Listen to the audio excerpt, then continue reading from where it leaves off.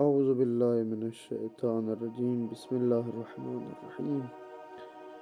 امام موسیٰ کاظم علیہ السلام کے اصحاب میں سے ایک صحابی جن کا نام علی بن یقطین بن موسیٰ بغدادی ہے، امام صادق علیہ السلام اور امام موسیٰ کاظم علیہ السلام کے دور میں شیعہ، محدث، فقیہ، متکلم اور بزرگان میں سے تھے۔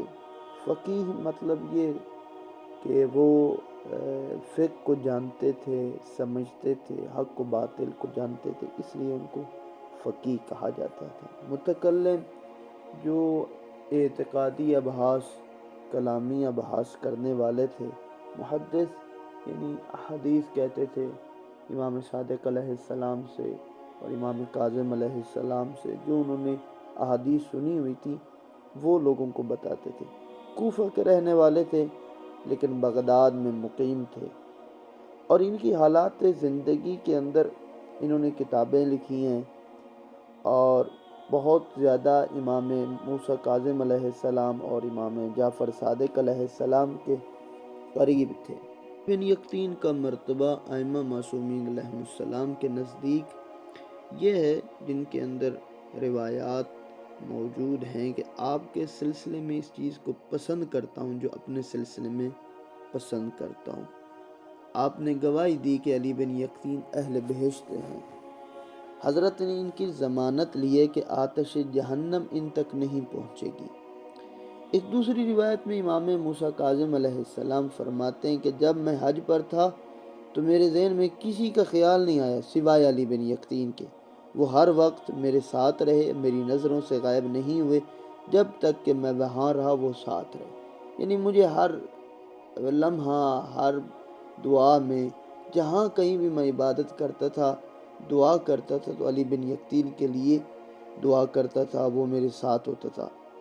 بعض روایات میں ہے کہ امام کاظم کے وکیل تھے، اور شیخ طوسی علیہ رحمہ نے بھی نقل کیا ہے بعض خطوط اور اموال شریعہ جو خمس کی صورت میں ہوتے تھے، اور یہ علی بن یقطین انہیں وصول کرتے تھے اور امام تک پہنچاتے تھے۔ اور من جملہ بہت ساری ایسی روایات ہیں جس میں امام کاظم علیہ السلام نے ان کے لیے جنت کی ضمانت لی ہے۔ علی بن یقطین ایک بہت ہی قابل شخص تھے، امور سیاست میں کافی مہارت رکھتے ہیں۔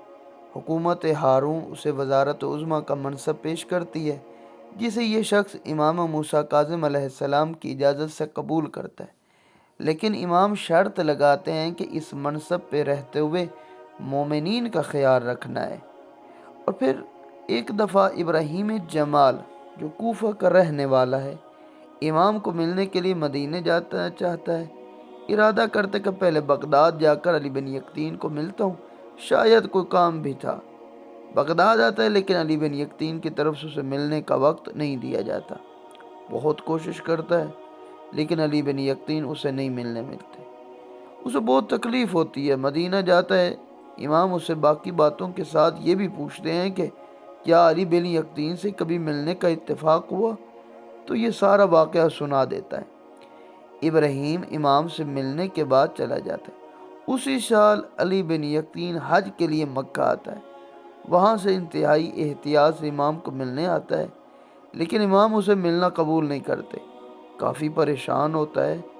پھر امام علیہ السلام کی خدمت میں جاتا ہے، کوشش کرتا ہے، روتا ہے، گریہ کرتا ہے کہ مولا ایک دفعہ مجھے بتا تو دیجئے کہ آپ مجھ سے ملنا کیوں نہیں جاتے؟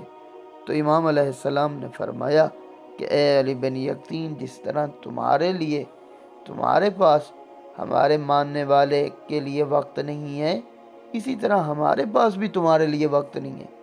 کسی دور میں ابراہیم جمال جو کوفہ کا رہنے والا تھا تمہارے پاس آیا اور تم نے اس کی بات ہی نہیں سنی، اور وہ پریشانی کے عالم میں واپس کوفہ چلا گیا۔ علی بن یقطین کہتا ہے کہ اب مولا میں کیا کروں؟ امام نے کہا ٹھیک ہے، تو اب پریشان ہے، پشیمان ہے، معافی چاہتا ہے، جاؤ، جنت البقیع ایک ناکہ کھڑی ہوگی، اس ناکہ پہ سوار ہونا، کچھ دیر کے بعد تم کوفہ میں ہوگے اور ابراہیم کا گھر ہوگا۔ جیسے ہی وہ ناکہ پہ سوار ہوا، ناکہ نے اسے اجازت امامت سے کوفہ پہنچایا۔ ابراہیم کا دروازہ تھا، دق الباب کیا، ابراہیم جمال باہر آیا، دیکھا بادشاہ کا وزیر میرے گھر کے سامنے آ گیا ہے۔ کہا اے علی بن یقطین کیوں آئے ہو، خیریت؟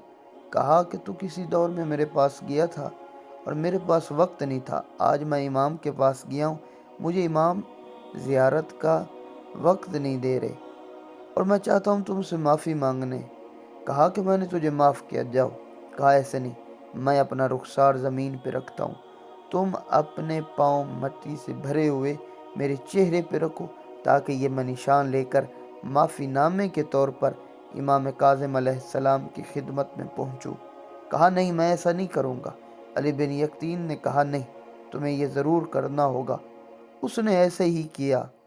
علی بن یقطین نے اپنا چہرہ زمین پہ رکھا، ابراہیم نے اپنا پاؤں مٹی کا بھرا ہوا اس کے چہرے پہ رکھا، اس نے شکریہ ادا کیا، پھر اسی طرح ناکہ پہ سوار ہوا اور اب ماحول بدلا ہوا تھا۔